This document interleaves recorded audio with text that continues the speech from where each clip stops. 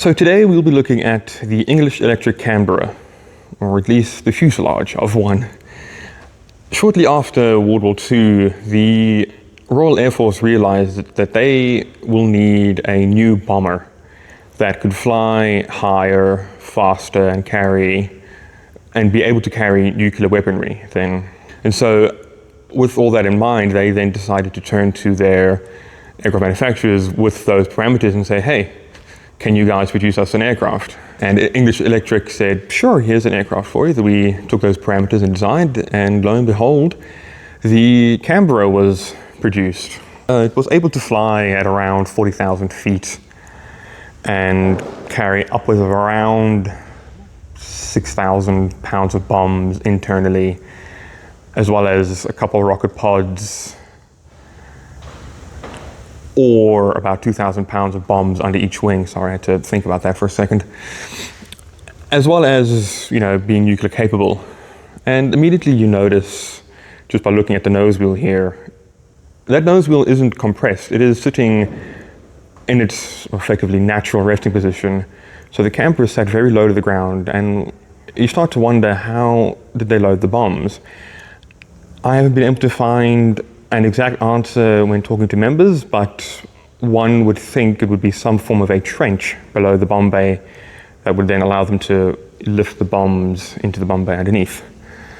This particular Canberra, if I do remember correctly, was operated by the New Zealand Air Force.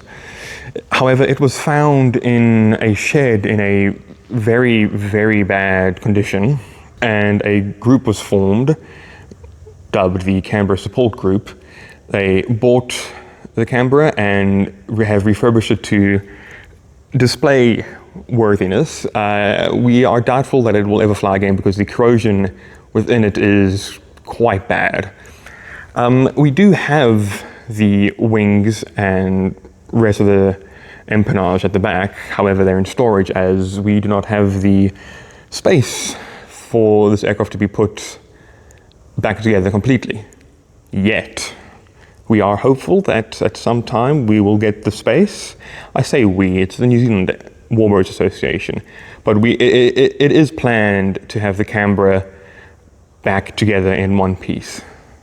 Now I'm going to hop up the stairs quickly. We do allow the public to do this and poke their head inside, only of course if a member is with them, such as myself or any other member on duty at the time. So, the lighting's not too bad, it's better than I thought. All right, so here on the left you'll see there are two seats. The upper one is the pilot seat and the lower one is the navigator/bombardier's seat.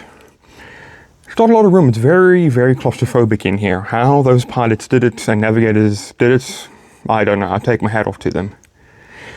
And so if we turn around to here, you will see this seat is a pull-out seat. It folds out here and sits out here-ish. That's the navigator station. And then to the right here is the bomber's position. So the navigator would then lie down there and drop the bomb as needed, or bombs rather as needed. And so it's interesting to note, so the navigator would sit there for takeoff and landing. They'd then come out here to navigate the aircraft to and from the location when they needed to drop the bombs, and then when the time came, they would then lie there.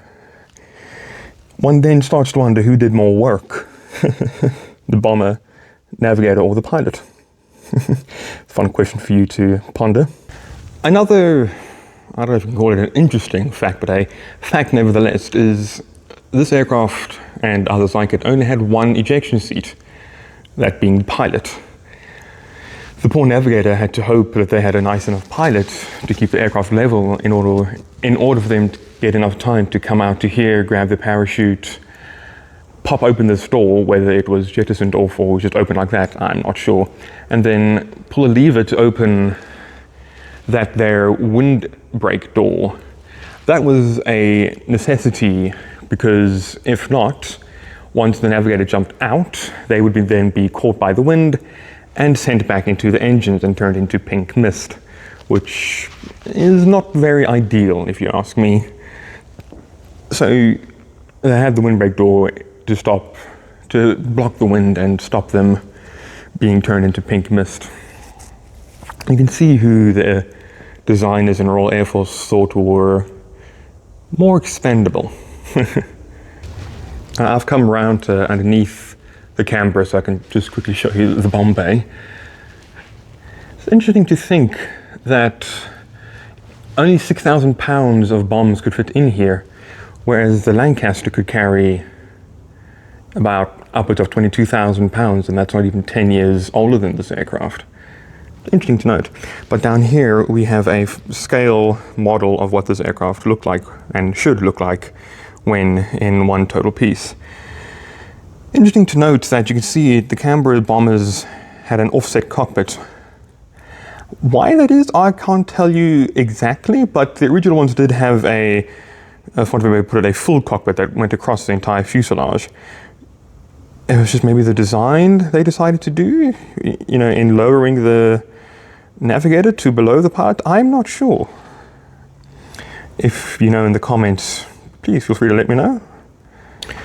The New Zealand Air Force operated a variety of different types of Canberra bombers, including one like this one here, which is the B112. I'm not sure how it's said, but it's a B in brackets, the Roman numeral for 1, and then outside the bracket is 12.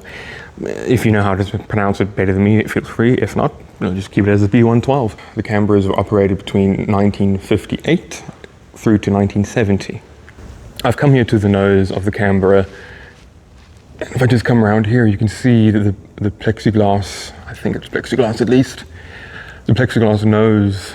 So in order for the bombardier to see out of, and if I come around again to the side, you can see it's effectively flattened on the edge there where the bomb sight would sit and look through in order for the navigator/bombardier to be able to look for the target and drop the bombs as necessary.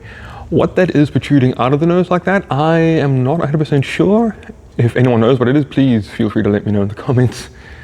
Well, that is all the knowledge I have on the Canberra. If you have any other pieces of knowledge you'd like to share, please put it down in the comments. Other than that, feel free to like and subscribe, and I'll see you for the next one. Bye-bye.